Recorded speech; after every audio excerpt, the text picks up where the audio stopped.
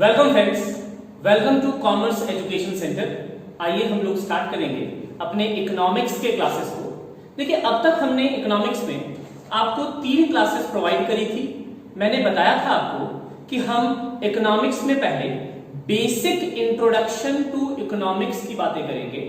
Basic introduction to economics का मतलब economics को जानने से पहले इकोनॉमिक्स की छोटी छोटी और बहुत ही इंपॉर्टेंट बातें जाननी बहुत जरूरी है।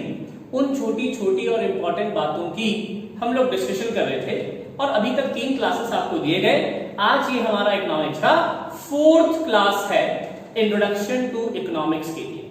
आज हम लोग जिस टॉपिक की बातें करने वाले हैं, इस टॉपिक का नाम है various popular definitions of economics, है ना। आप देख सकते हैं हम लोग बातें करने वाले हैं पॉपुलर डेफिनेशंस ऑफ इकोनॉमिक्स की। देखिए, मैंने सबसे पहले स्टार्ट किया था इकोनॉमिक वर्ड से और मैंने फिर इकोनॉमिक का मतलब आपको बताया था, फिर फ्री गुड्स और इकोनॉमिक गुड्स का मीनिंग बताया था, फिर हमने इकोनॉमिक एक्टिविटीज पढ़ा था। इकोनॉमिक एक्टिविटीज के types production, consumption, exchange and investment. फिर हम लोगों ने बातें करी थी इकोनॉमी के भी टाइप्स देखे थे, capitalist economy, socialist economy, mixed economy. इसके बाद हम लोगों ने बातें करा था इकोनोमाइजिंग और इसी में एक और टॉपिक हमने पढ़ा था इकोनॉमिस्ट मैंने कई सारे इकोनॉमिस्ट के नाम बताए थे आपको, Adam Smith, Alfred Marshall, Robbins, Keynes, है ना, सैमुअलसन, ऐसे कई सारे नाम आपको बताए गए थे। एंड फाइनली अब जाकर हम लोग स्टार्ट करने वाले हैं अपने सब्जेक्ट और अपने मोस्ट इंपॉर्टेंट टॉपिक को, जिसका नाम है इकोनॉमिक्स। तो आइए, इतनी सारी बेसिक बातें बताने के बाद अब हम लोग फाइनली इकोनॉमिक्स वर्ड की ओर आएंगे और अब इकोनॉमिक्स को समझेंगे। हमारा सिलेबस भरपूर तरीके से स्टार्ट होने वाला है। आइए इकोनॉमिक्स के डेफिनेशन की बातें करें। देखिए, जब भी हम लोग किसी भी सब्जेक्ट को बुक्स में पढ़ते हैं, आप देखेंगे जब भी डेफिनेशन की बात होती है, डेफिनेशन मतलब मीनिंग, तो किसी भी बुक्स में मीनिंग्स कभी कभी किसी वर्ड के कई सारे दिए होते हैं, है ना। जैसे आप अपने बुक्स में, इकोनॉमिक्स के बुक में अगर आप कभी इकोनॉमिक्स का मीनिंग ढूंढेंगे तो एक नहीं कई सारे मीनिंग मिल जाएंगे।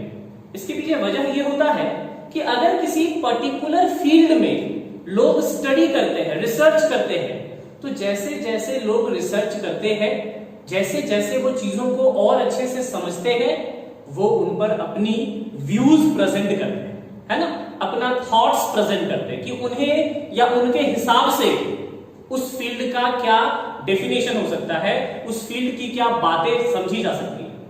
बिल्कुल इसी तरह से इकोनॉमिक्स के फील्ड में जब दुनिया भर के लोगों ने रिसर्च करना शुरू करा, तो कई सारे लोग दुनिया में देखे गए जिन्होंने इकोनॉमिक्स में भरपूर कंट्रीब्यूशन किया, है ना। कई सारे नाम, जैसे मैंने बताया था आपको, सबसे पहला नाम प्रोफेसर एडम स्मिथ, जिन्हें फादर ऑफ इकोनॉमिक्स भी कहते हैं, फादर ऑफ मॉडर्न इकोनॉमिक्स, क्योंकि उन्होंने ही मॉडर्न इकोनॉमिक्स का मीनिंग हमें दिया था और उसका स्कोप हमें बताया था। तो इसी तरह से एडम स्मिथ की तरह कई सारे लोगों ने अपना अपना कंट्रीब्यूशन दिया और इन्हीं वजह से अलग अलग लोगों के व्यूज भी क्या होते हैं, अलग अलग होते हैं। तो इस वजह से इकोनॉमिक्स के भी एक नहीं कई सारे डेफिनेशन देखे जाते हैं। आइए पहले दुनिया के कुछ पॉपुलर डेफिनेशन, पॉपुलर मतलब जो बहुत प्रसिद्ध हुआ, उन डेफिनेशन की बात करेंगे और फिर हम लोग इकोनॉमिक्स के जनरल डेफिनेशन की ओर बढ़ेंगे। तो पहले मैं आपको बताने वाला हूं आज पॉपुलर डेफिनेशंस ऑफ इकोनॉमिक्स। देखिए, इकोनॉमिक्स के पॉपुलर डेफिनेशन में जो सबसे पहला डेफिनेशन आता है, याद रखिएगा 1 मार्क्स के क्वेश्चन पूछे जाते हैं, जो सबसे पहला डेफिनेशन, पॉइंट नंबर 1, जो सबसे पहला डेफिनेशन देखा जाता है, उस डेफिनेशन को कहते हैं वेल्थ डेफिनेशन। कौन सा डेफिनेशन? Wealth definition. आपको बस बेसिक्स जानना है, इसके अंदर ज्यादा कूदना नहीं है ना, क्योंकि स्टैंडर्ड 12th में सिर्फ बेसिक्स ही जाननी है आपको। तो मैं उन पॉइंट्स को डिस्कस कर रहा जो आपके लिए काफी रेलेवेंट है। तो फिर से हम लोग इकोनॉमिक्स के पॉपुलर डेफिनेशंस की बातें कर रहे हैं और जो पहला डेफिनेशन मैं आपको बताने वाला हूं, दुनिया में उसे कौन सा डेफिनेशन कहते हैं? Wealth definition. आइए वेल्थ की बातें करें। देखिए, जब हम लोग वेल्थ बोलते हैं ना, वेल्थ, ये जो वेल्थ शब्द है वेल्थ का मतलब होता है धन संपत्ति। वेल्थ का मतलब धन संपत्ति, और इसीलिए इसे धन संपत्ति की परिभाषा भी कहते हैं। सो व्हाटएवर वेल्थ डेफिनेशन, सबसे पहली बात आती है सर ये वेल्थ डेफिनेशन हमें दिया किसने था, तो आइए बातें करें। वेल्थ डेफिनेशन हमें प्रोवाइड किया था एडम स्मिथ ने। याद रखिएगा, अगर आपसे एग्जाम में पूछा जाता है who gave wealth definition of economics, तो हम बताएंगे it was given by Adam Smith. तो याद रखिएगा वेल्थ डेफिनेशन किसने दिया था, एडम स्मिथ ने दिया था। दूसरी बात, एडम स्मिथ ने क्या कहा था, एडम स्मिथ ने कहा था एज पर दिस डेफिनेशन, बोलता है ये डेफिनेशन कह रहा है economics is science of wealth. Adam Smith ने एक बहुत अच्छा शब्द यूज किया था, economics is science of wealth. Adam Smith का ये मानना था कि इकोनॉमिक्स में हम लोग वेल्थ और वेल्थ रिलेटेड बातें करेंगे। अब यहां सवाल आता है कि सर वेल्थ का मतलब लैंड, बिल्डिंग, ज्वेलरी, गोल्ड, क्या ये सारी चीजें हैं, मनी एंड ऑल? नहीं, ऐसा नहीं। यहां थोड़ा सा आपको समझना पड़ेगा। एडम स्मिथ ने वेल्थ शब्द सिर्फ घर, मकान यानी land, building, jewelleries, gold, silver, money, सिर्फ इसे भी कहा था। वेल्थ का मतलब है यहां पर रिसोर्सेस। याद रखिएगा वेल्थ शब्द का मतलब यहां पर क्या है, रिसोर्सेस। एनी रिसोर्सेस, बोला था मैंने आपको पहले भी बताया था, resources means anything from which we can be benefited, जिससे हमें सेटिस्फेक्शन मिले, है ना, उन्हें ही रिसोर्स कहते हैं। तो एडम स्मिथ ने वेल्थ का मतलब रिसोर्सेस बताया था। अब आइए रिसोर्सेस की बात करें। ठीक है, कोई भी रिसोर्स, अगर आप पेन का यूज कर रहे, कॉपी का यूज कर रहे, घर पे रह रहे, फर्नीचर का यूज कर रहे, पैसों का यूज कर रहे, गोल्ड सिल्वर का यूज कर रहे, है ना, कई सारी चीजें हम लोग यूज करते हैं अपने पूरे लाइफ में। Throughout the life lots of resources are being used, जैसे कोल, गैस, पेट्रोल, है ना, water is also resource, trees, forest, कई सारे, नाम अनलिमिटेड है। तो याद रखिएगा जो रिसोर्सेस है वो रिसोर्सेस जो हमारे लिए किसी भी तरह से सेटिस्फैक्शन लेकर आए, संतुष्टि लेकर आए, जिससे हमें फायदा हो सके, उसे हम लोग क्या बोलेंगे, वेल्थ। इस वेल्थ डेफिनेशन में वेल्थ का मतलब रिसोर्स है यहां पर, ये बातें याद रखिएगा। तो एडम स्मिथ ने कहा था वेल्थ डेफिनेशन के according economics is science of wealth, यानी रिसोर्सेस कैसे जनरेट करें और रिसोर्सेस को कैसे यूटिलाइज करें, जिससे हम खुद को, अपने आप को ज्यादा से ज्यादा सेटिस्फाई कर सके। बात समझ में आ रही है ना? आगे बढ़ते हैं लोग। देखिए अब बातें करेंगे, it is the study of causes of creation of wealth. पता ये जो वेल्थ डेफिनेशन है, इसमें एडम स्मिथ ने कहा था कि वेल्थ डेफिनेशन में इकोनॉमिक्स का पढ़ने का वजह, causes of creation of wealth of Nations. Wealth of nation का मतलब किसी भी देश में धन संपत्ति यानी रिसोर्सेस कैसे जनरेट हो, क्रिएट हो, कैसे उसे यूज करे ताकि वो देश सेटिस्फाइड हो, वो देश ग्रो करे, डेवलप करे, यही सारी बातें इकोनॉमिक्स में पढ़ी जाएंगी। ऐसा तो मैं नहीं कह रहा, ऐसा किसने कहा था, एडम स्मिथ। जो भी टर्म्स में अंडरलाइन कर रहा और लिख रहा, ये सब आपको याद रखना है, इनसे क्वेश्चंस एकदम पूछे जाते हैं। तो once again wealth definition was given by Adam Smith. Wealth definition में economics is science of wealth, और दूसरा वेल्थ डेफिनेशन के according economics study causes of creation of wealth of nations. और एक आखिरी पॉइंट आपके लिए, wealth means all material goods. ये देखिए बता दिया मैंने यहां पर कि वेल्थ का मतलब हर वो वस्तु, मटेरियल गुड्स बोल रहा मैं, हर वो कमोडिटी या गुड्स जिससे हमें सेटिस्फैक्शन मिले, वो हमारे लिए रिसोर्सेस है ना। तो ये बातें थी वेल्थ डेफिनेशन की, ये 4 पॉइंट बहुत बहुत बहुत इंपॉर्टेंट। और एडम स्मिथ के बारे में मैंने यहां नहीं लिखा क्योंकि ये बातें मैंने अपने पिछले ही वीडियो क्लास में आपको बता दिया है, तो उसे भी जरूर याद रखिएगा। आगे बढ़ो। सो फ्रेंड्स, हम लोगों ने पढ़ लिया वेल्थ डेफिनेशन ऑफ इकोनॉमिक्स।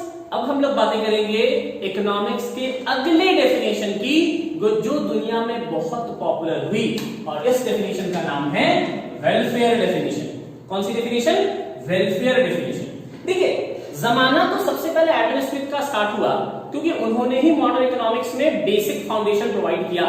लेकिन एडम स्मिथ ने अपनी बातें कही और फिर वो चले गए, है ना। सुना, एडम स्मिथ ने दुनिया को बताया कि economic studies wealth, economic studies creation of wealth, economic studies about all material goods. और यही सारी बातें एडम स्मिथ ने कही। बाद में और भी लोगों ने रिसर्च किया और उन लोगों में एक नया बंदा जो बहुत पॉपुलर हुए, जिनका नाम था प्रोफेसर अल्फ्रेड मार्शल। और मार्शल एडम स्मिथ की बातों से पूरी तरह से सेटिस्फाइड नहीं थे। मार्शल ने कहा कि स्मिथ साहब ने बातें तो सही कही, लेकिन उसमें मार्शल ने अपने व्यूज दिए, मार्शल का कुछ और भी कहना था। आइए उन बातों पर ध्यान दें। मार्शल ने जो बातें हमें कही उसे दुनिया में कौन सा डेफिनेशन कहा जाता है? Welfare definition. तो अगर आपसे पूछा जाए हु गेव वेलफेयर डेफिनेशन, तो याद रखिएगा welfare definition was given by professor Marshall. Professor Marshall ने हमें दिया था। अच्छा, मार्शल ने क्या कहा? देखिए, वेलफेयर, वेलफेयर शब्द का मतलब होता है कल्याण।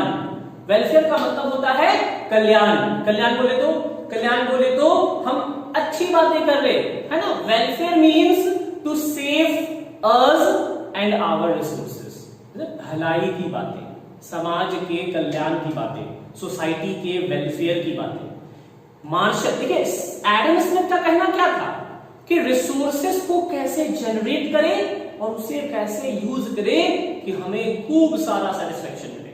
बट मार्शल का कहना था कि सिर्फ वेल्थ को जनरेट करना, वेल्थ को क्रिएट करना काफी नहीं है, सिर्फ इतनी ही बातें जाननी और समझनी काफी नहीं है।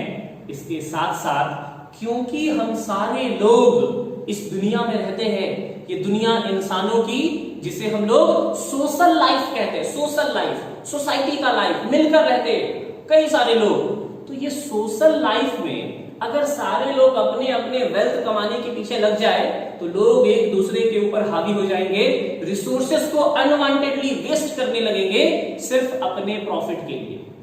मार्शल का कहना था कि वेल्थ क्रिएशन की बातें तो जरूरी है, लेकिन साथ में वेलफेयर पर भी ध्यान देना पड़ेगा। आइए वेलफेयर का मतलब समझते हैं हम लोग। मार्शल के according, as per Marshall, economics is the study of mankind, है ना। मैनकाइंड, इंसानियत की बात होती है। Mankind in ordinary business of life. Ordinary business of life का मतलब कि अपनी जिंदगी को जीने में इंसान जितने भी रिसोर्सेस का यूज करते हैं या जिस भी तरह के लाइफ को जीते हैं, है ना, उस लाइफ में वेलफेयर का होना बहुत जरूरी है। जैसे हम लोग कौन सी लाइफ जीते हैं? सोशल लाइफ, इमोशनल लाइफ, है ना।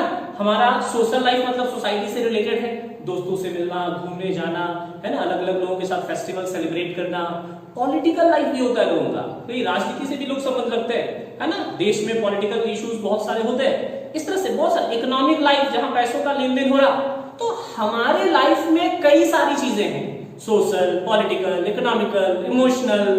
इन सारी चीजों पर ध्यान रखते हुए रिसोर्सेज का यूज करना है ना, उसे क्रिएट भी करना है और वेलफेयर भी होना चाहिए। तो ध्यान रखिएगा, जब मार्शल के वेलफेयर इकोनॉमिक्स की हम लोग बात करेंगे तो फिर से बोल रहा मैं, economics is the study of Mankind. ये जो शब्द मैंने यूज किए हैं ये मार्शल ने कहा था, याद जरूर रखिएगा। So economics is the study of mankind in ordinary business of life. बोला सर इसका मतलब it studies all the actions. बोलता है हम लोग हर उस एक्शन का मतलब हमारे द्वारा किए गए काम। बोले सर कैसे एक्शन? ये देखिए कैसे action, social, religious, political, etc.. तो सोशल एक्शन, रिलीजियस एक्शन, है ना, पॉलिटिकल एक्शन और कई सारी अपनी जिंदगी में आप जितने भी तरह के काम कर रहे हैं, social, religious, political, anything that people take, जो लोग इनिशिएट करते हैं, है ना, in order to achieve economic welfare, इसलिए ताकि उन्हें इकोनॉमिक वेलफेयर मिले। जैसे ही हमने इकोनॉमिक बोल दिया मतलब वैल्यू की बातें होगी। अपनी जिंदगी को जीने के लिए हमें अपने वेलफेयर, इकोनॉमिक, मनी की जरूरत है ना? तभी तो हम अपने लाइफ को अच्छे से जी पाएंगे, क्योंकि रिसोर्सेज का कीमत होता है। तो इन रिसोर्सेज से अपना वेलफेयर कर सके, उन सारी बातों को जिसमें हम लोग सोशल, रिलीजियस और पॉलिटिकल इन सब चीजों को इंक्लूड कर रहे हैं। तो फिर से रिपीट कर रहे हैं, एडम स्मिथ ने सिर्फ वेल्थ को इंपॉर्टेंस दिया था। पूरी तरह से एडम स्मिथ सिर्फ मटेरियल गुड्स को वैल्यू दे रहे थे। उनका कहना था रिसोर्सेस ही इकोनॉमिक्स की सबसे इंपॉर्टेंट पिलर है। लेकिन मार्शल साहब का कहना है कि नहीं, सिर्फ क्रिएशन ऑफ वेल्थ सफिशिएंट नहीं। आपने बहुत पैसे कमाए, सपोज एक एग्जांपल लेते हो, मान लीजिए कि हमें बहुत सारे पैसों की जरूरत है, हमें लग रहा है कि यार अपने को बड़ा आदमी बनना है, हमने बहुत मेहनत करे, बहुत अच्छे पढ़ाई करा, अच्छे से जॉब करा, बिजनेस करा, व्हाटएवर, और खूब सारे पैसे कमाए, बहुत पैसे कमाए। लेकिन बहुत पैसे कमाने के दौरान हम अपनी फैमिली से अच्छा रिलेशन नहीं रख पाए, हमने कभी सोसाइटी में किसी का हेल्प नहीं किया, हमने कभी अपने रिलीजन या अपने पीपल्स के लिए कभी कोई कंट्रीब्यूशन नहीं करा, हमने कभी किसी का कोई हेल्प नहीं करा, है ना? हमने कभी देश के, सोसाइटी के वेलफेयर के लिए कुछ सोचा ही नहीं। तो ऐसे पैसे कमा के भी घंटा कुछ होने वाला नहीं, क्योंकि सिर्फ पैसों से हर चीज मिलती नहीं। इट इज वेरी इंपॉर्टेंट कि वेल्थ के साथ साथ वेलफेयर भी जुड़ा हो, तभी किसी भी देश का डेवलपमेंट पॉसिबल है। Wealth and welfare should go together, है ना? प्रायोरिटी किसको देना है, वेल्थ को या वेलफेयर को? देखिए, प्रायोरिटी वेलफेयर को देना है, लेकिन बिना वेल्थ का तो वेलफेयर भी पॉसिबल नहीं है। तो इसलिए ये दोनों साथ साथ चलते हैं। एडम स्मिथ ने सिर्फ वेल्थ की बात करी, मार्शल ने क्या जोड़ दिया उसमें, वेलफेयर। ध्यान रखिए, दैट्स इट, खत्म। छोटे छोटे पॉइंट मैंने लिखे हैं क्योंकि 1 मार्क्स के शॉर्ट क्वेश्चन आते हैं, है ना? आगे बढ़िए, last point, economics is the study of mankind. फिर से देख रहे हैं क्या गया, as well as wealth. Mankind मतलब वेलफेयर, इंसानों का, समाज का वेलफेयर, सोसाइटी का वेलफेयर, और वेल्थ मतलब धन संपत्ति, है ना? तो देख रहे हैं, एडम स्मिथ ने सिर्फ वेल्थ पर फोकस किया था, लेकिन मार्शल ने वेल्थ के साथ साथ किस पर फोकस किया, मैनकाइंड। फिर से बोल रहे, मैनकाइंड का मतलब वेलफेयर, है ना? So resources, wealth should be generated as well as we should take care of these resources and the mankind, है ना? उन रिसोर्सेस का भी ध्यान रखिए और दुनिया, समाज का भी ध्यान रखिए, तभी डेवलपमेंट हो सकता है, तभी ग्रोथ हो सकता है ना। एक बार एडम स्मिथ ने अपनी बातें कह दी, वेल्थ डेफिनेशन, मार्शल साहब ने भी अपनी बातें कर दी, वेलफेयर डेफिनेशन। अब फिर से लोग तो रिसर्च करते रहते ना, रिसर्चर्स का पेट कभी भरता नहीं, भूख कभी मिटती नहीं, वो रिसर्च करते रहते, नई नई चीजें ढूंढते रहते, है ना? तो रिसर्च कर रहे थे लोग, फिर एक साहब आए, उन साहब का नाम था रॉबिन्स। क्या नाम था? Professor Robins. रॉबिन्स साहब आए और उन्होंने भी इकोनॉमिक्स की दुनिया में अपना रिसर्च प्रेजेंट किया, और बहुत बहुत बेहतरीन बातें। ऐसा हम बिल्कुल नहीं बोलेंगे कि एडम स्मिथ की बातें बेकार की थी, मैं ये भी नहीं बोल रहा कि मार्शल की बातें बेकार की थी, उनका रिसर्च था वो। रॉबिन्स ने भी अपना रिसर्च दिया, लेकिन ये बोलना सही है कि रॉबिन्स के जो रिसर्च थे इकोनॉमिक्स को लेकर, उन्होंने एडम स्मिथ और मार्शल दोनों की बातों को ओवरटेक कर लिया, और उन्होंने उन बातों को और अच्छे से प्रेजेंट किया। और इसलिए अगर पूछा जाए कि इकोनॉमिक्स का बेस्ट डेफिनेशन पहली बार किसने दिया था, तो वो रॉबिन्स ही थे। पहली बार रॉबिन्स ने ही बहुत सटीक बातें करी थी। आइए जानते हैं जरा रॉबिन्स ने क्या कहा था। तो रॉबिन्स के डेफिनेशन को हम लोग स्कैर्सिटी डेफिनेशन बोलते हैं। कौन सा डेफिनेशन? Scarcity definition. देखिए यहां पर ये जो स्कैर्सिटी वर्ड है, स्कैर्सिटी मींस, ये जो स्कैर्सिटी वर्ड है ना, ये स्कैर्सिटी, ये देखिए स्कैर्सिटी, ये स्कैर्सिटी वर्ड आता है स्केर्स वर्ड से, और स्केर्स वर्ड का मतलब होता है लिमिटेड। क्या मतलब होता है इसका? लिमिटेड। स्कैर्सिटी का मतलब स्केर्स, स्केर्स का मतलब लिमिटेड, मतलब अपने पास है बट कम है ना? देखिए हमारे जेब में पैसे होते हैं, हम लोग बोलते हैं यार ये बंदा बहुत गरीब है। गरीब है मतलब ये नहीं कि उसके पास कुछ है ही नहीं, गरीब है मतलब उसके पास पैसे है, थोड़ी बहुत संपत्ति है, रिसोर्सेस है, लेकिन कम है। किसी के पास बहुत कम है, किसी के पास थोड़ा कम है, किसी के पास ज्यादा है, किसी के पास बहुत ज्यादा है। तो जब स्केर्सिटी बोलते हैं तो स्केर्स, और स्केर्स का मतलब लिमिटेड। आइए, तो रॉबिन्स ने कहा था, याद रखिएगा, स्केर्सिटी डेफिनेशन दुनिया को किसने दिया था? Professor Robins. एक एक नाम, और इस नाम में कौन सा डेफिनेशन दिया वो याद रखना है आपको। Who gave scarcity definition? Professor Robins. आगे बढ़ते, रॉबिन्स ने क्या कहा? रॉबिन्स ने कहा था, as per Robbins economics is the science. Robbins ने ही इकोनॉमिक्स को साइंस कहा, विच स्टडीज ह्यूमन बिहेवियर। कौन सा बिहेवियर? Human behaviour. बोला सर ह्यूमन बिहेवियर क्यों? क्योंकि सोशल साइंस में, सोशल साइंस, सोशल का मतलब सोसाइटी का, है ना, सोसाइटी से रिलेटेड है तो सोशल हो गया, है ना। तो वो साइंस जो सोसाइटी की बात कर रहा, और सोसाइटी कुत्तों ने नहीं बनाया, सोसाइटी शेरों ने नहीं बनाया, है ना। सोसाइटी किसने बनाया? इंसानों ने। ऐसा कभी सुना है कि यार लायंस का एक सोसाइटी है हमारे गांव में? ऐसा नहीं होता। ये सब कार्टून नेटवर्क में हो सकता है कि भाई एनिमल्स का भी सोसाइटी होता है ना, प्लांट्स का भी सोसाइटी होता है। तो ये सब रियल लाइफ में नहीं होता। रियल लाइफ में सोसाइटी किसका होता है? Human beings. ये सोसाइटी शब्द ह्यूमन बीइंग्स के लिए ही यूज होते हैं। तो इसलिए social science, economics, social science बोले तो इकोनॉमिक्स की बातें हो रही है, और इकोनॉमिक्स किसके बिहेवियर की बात करता है?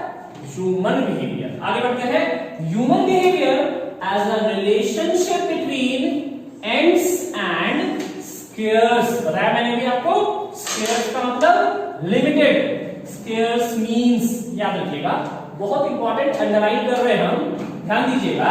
ये जो एंड शब्द है और ये जो स्केयर्स मींस, ये दो शब्द, इन दोनों का मीनिंग आपको याद रखना है।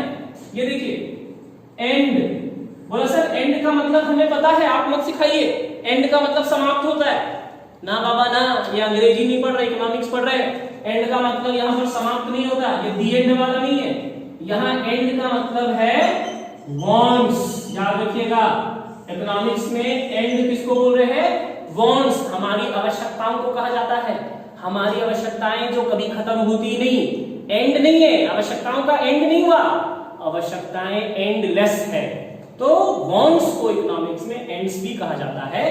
तो याद रखिएगा, यहां पर एंड्स शब्द का मतलब वांट्स, और ये जो मींस वर्ड यूज हो रहा है, मींस, बोला सर मींस मतलब तो मीनिंग, मींस मतलब मीनिंग होता है, पर ना मीनिंग नहीं, अंग्रेजी नहीं है भाई, इकोनॉमिक्स पढ़ रहे। मींस का मतलब यहां पर है रिसोर्सेस। याद रखिएगा साहब, हर एक बंदे याद रखिएगा, एंड्स का मतलब यहां पर है वांट्स, और मींस का मतलब है यहां पर रिसोर्सेस। और जब भी सोसाइटी में कोई रिसोर्स की बात होती है तो रिसोर्सेस से हम अपने वांट्स को पूरा करते हैं। अगर आपके जेब में 100 रुपए है तो वो 100 रुपए आपके लिए क्या है? रिसोर्स। वो 100 रुपए को देखकर मजा नहीं आएगा। वो 100 रुपए जब खर्च होते हैं, बिरयानी खाया, वो 100 रुपए जब खर्च होते हैं, मूवी देखा, वो 100 रुपए जब खर्च होते हैं, घूमने चले गए, वो 100 रुपए जब खर्च होते हैं, किसी को कुछ गिफ्ट दिया, बर्थडे पार्टी बनाया। मतलब कहने का जब आप रिसोर्सेस को यूज करते हैं, किस लिए? अपनी आवश्यकताओं को, वांट्स को पूरा करने के लिए, तो आपको क्या मिलता है? सेटिस्फैक्शन, संतुष्टि मिलती है ना। और यही सेटिस्फैक्शन के लिए दुनिया में लोग जी रहे हैं। सो आगे बढ़ते हैं। रॉबिन्स ने बहुत प्रैक्टिकल बातें करी। रॉबिन्स ने कहा कि इकोनॉमिक्स स्टडी करता है ह्यूमन बिहेवियर। कौन सा बिहेवियर? वो बिहेवियर जो रिलेशनशिप की बात कर रहा, ना बाबा ना वो वाला रिलेशनशिप नहीं जिसमें लोग बेकारी कर रहे हैं। ये वो वाले रिलेशनशिप की बात हो रही जो वांट्स और रिसोर्सेस के बीच की है, कि हम अपने सीमित साधनों से, हम अपने लिमिटेड रिसोर्सेस से अपने अनलिमिटेड वांट्स को कैसे पूरा करें। इन्हीं सारी बातों का जिक्र रॉबिन्स ने किया। बहुत बहुत सही बातें हैं। ये बातें मैंने आपको पहले भी डिस्कस करी है ना, अपने दूसरे वीडियो क्लास में, इंट्रोडक्शन टू इकोनॉमिक्स में। तो याद रखिएगा, रॉबिन्स ने कहा था economics means study of human behaviour as a relationship between ends बोले तो वांट्स, स्केर्स मींस बोले तो रिसोर्सेस, है ना, व्हिच हैव अल्टरनेटिव यूजेस। ये भी बहुत इंपॉर्टेंट है साहब। अल्टरनेटिव यूजेस, अल्टरनेटिव यूजेस देखिएगा सर, हमारे अल्टरनेटिव यूजेस का मतलब देखिए, ये जो हमारे साधन होते हैं, रिसोर्सेस, ये जो हमारे रिसोर्सेस होते हैं, इसका अल्टरनेटिव यूजेस है। आप ऐसे सोचो, एक सिंपल देते हैं, आप देखिए, मैं अगर बातें करूं मिल्क की, मिल्क है ना, milk which is very good for health, तो मिल्क की बातें अगर आप देखेंगे आज के रेट में, मैं इंडिया की बातें करूं और मैंने जैसा अपने लोकल मार्केट में देखा है, तो मिल्क का प्राइस ऑन एन एवरेज 40 से 50 रुपए पर लीटर हो चुका है। मिल्क का प्राइस मार्केट में ऑन एन एवरेज 40 से 50 रुपए पर लीटर के बीच में है। अब आप सोचो कि यार दूध इतना महंगा क्यों हो गया? पुराने जमाने में तो दूध की नदियां बहती थी, ऐसा कहते थे लोग, और आज के डेट में वो बूंद बूंद को तरसे पड़े हैं लोग, भाई क्योंकि बड़ा महंगा है साहब। और सर इतना महंगा कैसे हो गया? पहले तो बहता था ना, इतना लोगों, हर घर में मिल्क का प्रोडक्शन होता था। बोला सर हर घर में, हाँ हर घर में लोग गाय रखा करते थे, काउस, बफलोज, और घर पे ही दूध होता था, घर पे ही दूध उनको कंज्यूम करने को मिल जाता था, खरीदना नहीं पड़ता था, तो उसका प्राइस बहुत कम था, दूध का कीमत बहुत कम था। बट आज के रेट में लोग बोलते हैं यार ये सब झमेला कौन करेगा, अपने को बाजार से खरीद लेंगे हम लोग, और इसी के वजह से प्रोडक्शन चालू हो गया। लोग ने दूध का प्रोडक्शन, मिल्क का प्रोडक्शन स्टार्ट करा, और आज के रेट में मिल्क कितने का हो गया? 40 से 50 रुपए पर लीटर। अब आप सोचो कि मिल्क इतना महंगा क्यों है? मैं कह रहा कि अगर आज भी मिल्क का यूज सिर्फ और सिर्फ एक ही चीजों में की जाए, वो है फॉर ड्रिंकिंग पर्पस। अगर हम लोग मिल्क, बोलते हैं दूध में हल्दी मिलाकर पीने से रात में सोने के वक्त बहुत फायदा होता है, it is very very hygienic, very very good for health, है ना, ट्राई जरूर करें। सो अगर लोग मिल्क का कंजम्पशन आज भी सिर्फ पीने के लिए करें और बाकी सारा यूज छोड़ दे, तो ये मिल्क का प्राइस ना अपने आप घट जाएगा, ये 10 रुपए 15 रुपए का लीटर हो जाएगा। भाई क्योंकि लोग ऐसा थोड़ी है ना, सुबह से शाम तक 4 लीटर दूध थोड़ी पी जाएंगे, इतना मिल्क नहीं कंज्यूम कर सकते हम लोग। तो बोले सर और कहां यूज हो रहा? तो मिल्क ड्रिंकिंग पर्पस, पनीर बनाते हैं हम लोग, स्वीट्स मिठाइयां बनती है, बल्क में खूब सारी मिठाइयां बनती है ना, मिल्क से चॉकलेट्स भी बनते हैं, मिल्क से आइसक्रीम भी बनते हैं, मिल्क से कई सारी चीजें बनती है। मिल्क का यूज तो आज के डेट में बहुत सारी चीजों में हो रहा, क्योंकि मिल्क के यूजेस बहुत सारे हैं, तो जो भी मिल्क का प्रोडक्शन हो रहा सब थोड़ा थोड़ा हर जगह यूज किया जा रहा है, क्योंकि बहुत ज्यादा यूजेस है, तो मिल्क का क्वांटिटी क्या हो गया? कम। और जब चीजें कम होती हैं और डिमांड ज्यादा होता है, तो उसका कीमत क्या होता है? बढ़ जाता है, प्राइस अपने आप बढ़ जाती है। तो बोलता है रिसोर्सेस एक तो कम है, रिसोर्सेस क्या है? स्केर्स यानी लिमिटेड। एक तो रिसोर्सेस कम है और इसके यूजेस क्या है? अल्टरनेटिव, यानी बहुत सारे यूज है। इस वजह से हम अपने सारे आवश्यकताओं को पूरा नहीं कर सकते, और यही कारण है कि हमें पढ़ना है कि कैसे, how we can satisfy most, सारा नहीं, ऑल नहीं, ऑल वांट्स नहीं, मोस्ट ऑफ दी वांट्स, ज्यादातर आवश्यकताएं, फ्रॉम दी लिमिटेड रिसोर्सेस, अपने लिमिटेड रिसोर्स से अपने ज्यादा से ज्यादा आवश्यकताओं को कैसे पूरा कर पाएंगे, इसी का स्टडी इकोनॉमिक्स करता है ना। यही सारी बातें किसने कही थी? रॉबिन्स ने कही थी। तो ये हम लोग पढ़ रहे थे। बोलिए विदाउट, आगे बढ़े।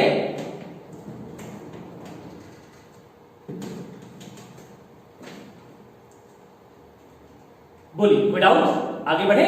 देखिए ये बातें तो हो गई, एक आखिरी point, it describes the economic problem of making choice. एक बहुत बहुत बहुत अच्छा शब्द यहां यूज किया गया।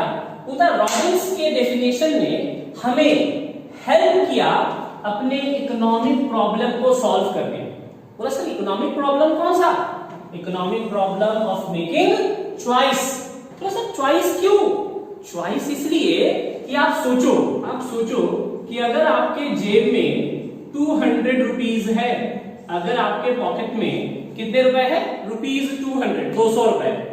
तो पता ना जब जेब में पैसे होते हैं तो खुजली बहुत होती है साहब, लगता है यार ये खा ले, वो खा ले, ये कर ले, वो कर ले, है ना, बहुत सारी चीजें आती है, पानी पूरी, बटाटा बड़ा और वगैरह वगैरह, biryani and all, party, birthday, बेगारी, पार्क, मूवी, कितनी सारी चीजें आती है, आई कांट एक्सप्लेन नाउ। सुना, अगर अपने जेब में 200 रुपए है तो हमारे मन में ख्याल आए, देखिए ये 200 रुपए क्या है? ये 200 रुपए है रिसोर्सेस, ये 200 रुपए हमारे क्या है? रिसोर्सेस जो लिमिटेड है, सिर्फ 200 ही हजार। अब हमारे मन में ख्याल आया कि इस 200 रुपए से बिरयानी खा ले क्या, या फिर इस 200 रुपए से अपने दोस्तों के साथ छोटी मोटी पार्टी कर ले, या इस 200 रुपए से छुप छुपाकर अकेले जाकर मूवी देख ले, क्योंकि मूवी भी देखना काफी महंगा हो गया है, 200 रुपए में बंदा एक ही अकेला देख पाएगा, है ना, या फिर अपने साथ उनको ले जाएगा, व्हाटएवर। तो 200 रुपए से तीन ऑप्शन है। बिरयानी, मान ले कि ये जो बिरयानी है ये 200 रुपए की है ना, बिरयानी 200 रुपए, अच्छा लग रहा है सुनने में ना।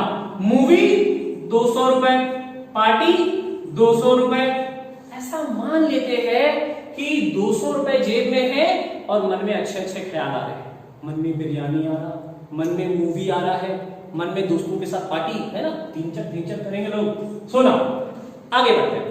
अब बताओ क्या 200 रुपए से तीनों होगा ना, 200 रुपए से कोई एक ही हो सकता है। तो हमें क्या करना पड़ेगा, हमें करना पड़ेगा चॉइस, मतलब चुनाव, सेलेक्ट करना पड़ेगा कि साहब कौन सा करे। फिर हमने सोचा कि यार बिरयानी नहीं खाना, अभी कोरोना वायरस चल रहा है ना, लोगों ने डरा दिया है कि मत खाओ, तो हम भी डर गए भाई, बोला ना रहने दो बाबा। मूवी देख नहीं सकते, मूवी क्यों नहीं देख सकते, मूवी इसलिए नहीं देख सकते क्योंकि सारे थिएटर्स बंद है।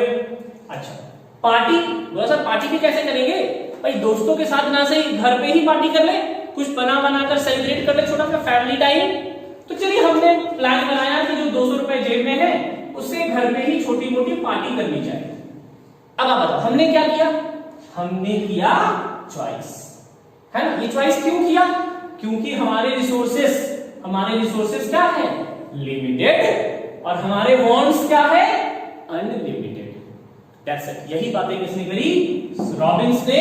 कौन से डेफिनेशन में, स्कैरसिटी डेफिनेशन में। इन बातों को और डिटेल में हम लोग आगे पढ़ेंगे, है ना। तो ये हम बातें कर रहे थे scarcity definition given by Robins. Economics के तीन डेफिनेशंस देख ली, वेल्थ डेफिनेशन, वेलफेयर डेफिनेशन और स्कैरसिटी डेफिनेशन। आइए एक और पॉपुलर डेफिनेशन जो इकोनॉमिक्स में जानना चाहता है, जिसे हम लोग कहते हैं ग्रोथ डेफिनेशन। आइए सर इसकी बातें करें। रॉबिन्स के बाद एक और महासाहब आए, रॉबिन्स के बाद एक और बंदे ने इकोनॉमिक्स का एक बहुत ही बढ़िया डेफिनेशन प्रेजेंट किया, जो आज के डेट में भी काफी पॉपुलर है, और इन साहब का नाम है प्रोफेसर सैमुएल्सन, और इनका जिक्र भी मैंने पिछले वीडियो क्लास में किया था। सुना, याद रखिएगा, growth definition was given by professor Samuelson, जो एक अमेरिकन यूनाइटेड स्टेट्स के इकोनॉमिस्ट है ना। सैमुएल्सन ने क्या कहा, सैमुएल्सन ने कहा economics is a social science. ध्यान दीजिएगा, रॉबिन्स ने भी इकोनॉमिक्स को सोशल साइंस कहा, सैमुएल्सन ने भी इकोनॉमिक्स को सोशल साइंस कहा। Concern mainly with the way society chooses to employ its resources which have alternative uses। सैमुएल्सन कह रहे कि इकोनॉमिक्स जो है वो सोशल साइंस ही है जो उन बातों पर फोकस करता है, इकोनॉमिक्स उन बातों पर फोकस करता है जो सोसाइटी में रिसोर्सेस को और उनके अल्टरनेटिव यूजेस को लेकर, है ना, to produce goods and services for present and future consumption. ठीक है, अगर आप ध्यान दें, वैसे तो डेफिनेशन थोड़ा अलग लग रहा, लेकिन अगर आप ध्यान दें, है ना, कभी फ्यूचर में इकोनॉमिक्स ऑनर्स करे या इकोनॉमिक्स के फील्ड में अगर आपने पढ़ाई किया तो आपको पता चलेगा कि रॉबिन्स और सैमुएल्सन ये दोनों नियर अबाउट एक जैसी ही बातें कर रहे थे, दोनों में बहुत ज्यादा फर्क नहीं था। फर्क सबसे इंपॉर्टेंट ये था कि रॉबिन्स ने सिर्फ इन बातों पर फोकस ज्यादा किया, अनलिमिटेड वांट्स, लिमिटेड रिसोर्सेस, और इन दोनों के बीच के रिलेशनशिप। रॉबिन्स ने प्रेजेंट की बातें करी थी कि भाई हमें अपने आज की आवश्यकताओं को पूरा करने के लिए अपने लिमिटेड रिसोर्सेस से अपने अनलिमिटेड वांट्स को पूरा करना है। सैमुएल्सन ने इसमें एक बात जोड़ दिया, उन्हीं कॉन्सेप्ट में एक नया कहानी ऐड कर दिया, और वो जो नई बात थी वो था फ्यूचर कंजम्पशन। ये सैमुएल्सन ने नया बताया। सैमुएल्सन ने कहा कि डेफिनेटली हम अपने इस सोसाइटी में अपने लिमिटेड रिसोर्सेस से अपने अनलिमिटेड वांट्स को ज्यादा से ज्यादा पूरा करेंगे, लेकिन ऐसे पूरा करेंगे, है ना, the way should be such efficient that, हमारा तरीका इतना बेहतरीन होना चाहिए कि आज तो आवश्यकताएं पूरी हो जाए, आने वाले कल और उस आने वाले जनरेशन के लिए भी रिसोर्सेस रहनी चाहिए। We should utilise our resources in a way to save them for future generation also, आने वाले कल के लिए भी बचा। देखिए, आने वाले कल के लिए अगर बचाना है तो रिसोर्सेस को ग्रो करना पड़ेगा, है ना। जैसे पानी बचाना है तो पानी को ग्रो करने का तरीका निकालना पड़ेगा। हम लोग सुनते हैं वाटर इज वेरी लिमिटेड, है ना, पीने वाला पानी जो अच्छी पानी होती है। सो ड्रिंकिंग वाटर आज के डेट में काफी लिमिटेड होता जा रहा। ग्राउंड लेवल पर यानी जमीन के नीचे पानी का सतह, लेयर्स ऑफ वाटर बहुत नीचे चला गया है। देखते हैं इतना बोरिंग करता लोग, पानी नहीं निकल रहा आजकल। सो क्या करना होगा? ऐसा कोई थोड़ी बोल रहा है कि यार आने वाले जनरेशन के लिए पानी बचाओ, खुद प्यासे मर जाओ, ऐसा नहीं बोल रहे। बोले आप यूज करो, बट आप ऐसा टेक्निक डेवलप करो कि वो वाटर, वो रिसोर्स डेवलप, ग्रो करे।